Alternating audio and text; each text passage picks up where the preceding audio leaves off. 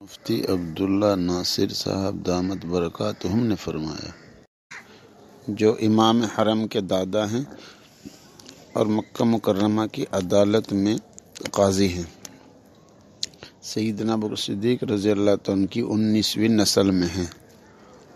میرے ان کے ساتھ تعلقات ہیں۔ انہوں نے ویب کے ذریعے یہ بات بھیجا ہے میرے پاس کہ مجھ کو زیارت ہوئی حضور پاک صلی اللہ علیہ وسلم کی، اور ارشاد فرمایا کہ ہندوستان والوں سے کہہ دو اول آخر 11 بار درود شریف پڑھ کر آیت کریمہ لا الہ الا انت سبحانک انی کنت من الظالمین 313 بار پڑھیں، اور یہ سود والے سود سے توبہ کریں، اور یہ رشوت والے رشوت سے توبہ کریں۔ انشاءاللہ ان کا حشر جو ہے اللہ فرعونیہ جیسا کر دے گا۔